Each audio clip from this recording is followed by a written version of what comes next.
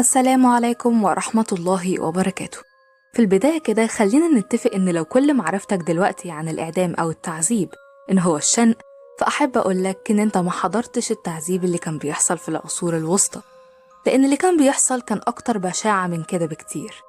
في العصور الوسطى كان في طرق تعذيب بتدل إن الإنسان ده أكتر حاجة وحشية على كوكب الأرض، والحكومات بتاعت العصور الوسطى كانت بتتفنن في إنها تلاقي طرق تعذيب تخلي المتهم أو الضحية اللي هما بيعذبوها يتمنى الموت 100 مرة علشان يتخلص من العذاب اللي هو فيه.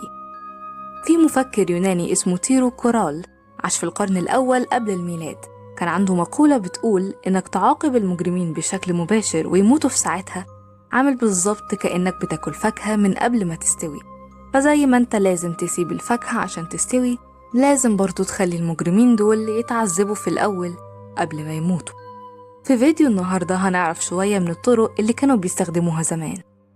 أول طريقة كانوا بيستخدموها هي طريقة المنشار، والطريقة دي كانوا بيجيبوا الضحية يعلقوها من رجليها في السقف، وكانوا بيجيبوا منشار ويبدأوا يقطعوا ما بين رجليه لحد راسه، فالضحية ما كانتش بتموت في ساعتها لأنه هو مقلوب الدم كان بينزل لحد المخ، فبالتالي بيفضل عايش وبيقدروا يستلذوا بصرخاته وهو بيتعذب. لكن الصين كان ليها رأي تاني في الموضوع ده، كانت حنينة شوية، كانت بتجيب الضحية أو المتهم ويعلقوه من راسه ويبدأوا إن هم ينشروا من راسه لحد رجله، فبيموت في ساعتها. تاني طرق التعذيب هي الفئران، وفي الطريقة دي كانوا بينيموا المتهم أو الضحية على ظهره وبيجيبوا مجموعة من الفئران يحطوهم على بطنه ويحطوا قفص فوق الفئران دي، ويجيبوا شوية جمر أو أي حاجة ملتهبة ويحطوها فوق القفص، فالهوا جوه القفص ده كله بيبقى سخن والفئران بتبقى عايزة تهرب منه، وما بيفضلش قدامها غير حل واحد بس، إنهم يقعدوا يقرقضوا في لحم المتهم لحد ما يخرجوا من الناحية التانية. طريقة الطور النحاسي وبيتسمى برضو بالطور الصقلي، والطريقة دي عبارة عن إن في طور معمول من البرونز عمله واحد نحات وقدمه للملك علشان يقدر يعذب بيه المتهمين. والطريقة دي عبارة عن إن أنت بتحط المتهم جوه الطور من الباب اللي معمول له مخصوص وبتقفل عليه، وبتسخن تحتيه لدرجة إن المتهم بيتحول لرماد، وبعدها بياخدوا العظم بتاعه ويعملوا منه غوايش وأساور يبيعوها في السوق. والطريقة دي اخترعها نحات من أثينا اسمه بريلوس الأثيني، ويقال إن بريلوس لما قدم الفكرة دي للملك علشان يجازي بيها المتهمين، الملك اتضايق قوي ساعتها لأن الطريقة دي وحشية جدا، فأمر إن هم يجيبوا بريلوس ويحطوه شخصيا جوه الطور. ويقال إن الملك ذات نفسه لما نزلوه من الحكم وتمت الإطاحة بيه، هو كمان اتحط جوه الطور ده سنة 570. الطريقة الرابعة اسمها شوكة الهراطقة، والشوكة دي كانوا بيستخدموها عشان يجازوا أو يعدموا بيها الناس الملحدة. الطريقة دي استخدمتها محاكم التفتيش الأسبانية، وهي عبارة عن إن في شوكتين لازقين في بعض، واحدة منهم بتبقى عند زور المتهم والتانية بتبقى عند صدره، وبيبقى الشوكتين مرفوعين ومشدودين ببعض، فيخلوا المتهم أو الضحية رافع راسه دايما لفوق، ولو حاول إن هو ينزل راسه أو يوديها يمين أو شمال، الشوكتين دول بيتغرزوا في رقبته ويموتوه، وطبعا إيدين الاتنين بيبقوا مربوطين ورا ظهره. الطريقة دي استخدمتها أوروبا في القرون الوسطى علشان تحاكم بيها المتهمين بالكفر والهرطقة. طريقة تانية اسمها طريقة الحمار الأسباني أو الخازوق الهرمي، وده عبارة عن جهاز على شكل 8 بيقعد عليه المتهم أو الضحية ويفضل فاتح رجله، بيبقى عبارة عن كرسي مليان مسامير حادة، وما بيكتفوش بكده ويسيبوه، ده بيجيبوا حاجات تقيلة ويربطوها في رجلين الاتنين عشان تشده لتحت لغاية ما يتقسم نصين، وممكن توصل لأنهم يسيبوه بالأيام. والطريقة دي استخدموها في القرون الوسطى في أوروبا، وكمان استخدموها في ألمانيا لحد أواخر القرن ال19، وفي فرنسا وإيطاليا لحد سنة 1700.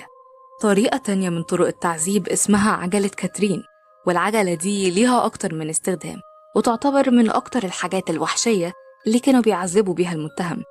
تم اختراعها في اليونان في القرن ال19، وأول استخدام من استخدامات العجلة دي إنهم بيجيبوا المتهم ويربطوه على العجلة من بره ويطلعوا على أعلى صخرة ويدحرجوا العجلة دي لحد ما عظمه كله يتكسر.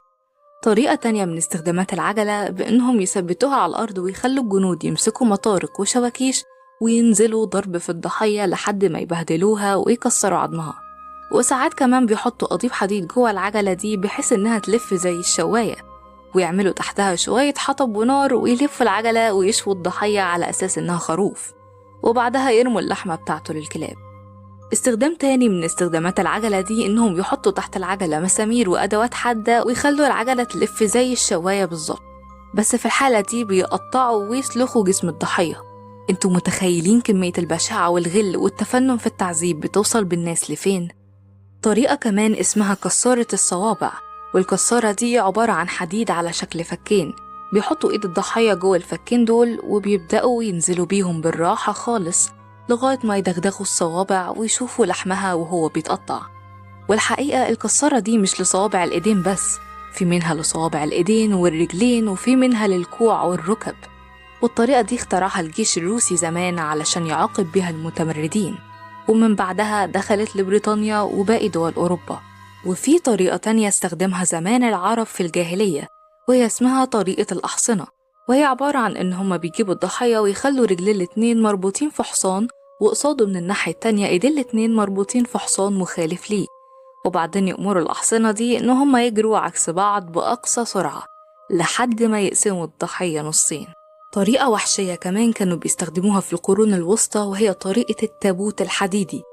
والتابوت المرعب ده استخدمته محاكم التفتيش في أسبانيا، وأسبانيا دي كانت متمكنة جدا الصراحة في طرق التعذيب.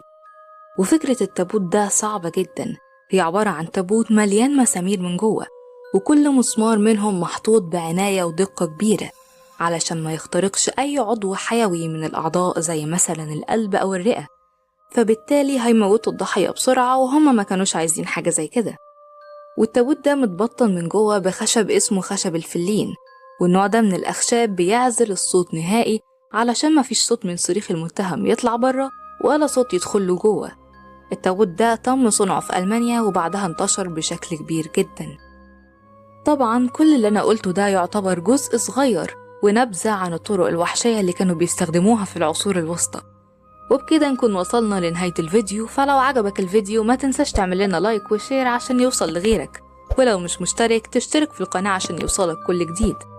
كان معكم فويس أوفر تسنيم شوقي، وبس كده، سلام.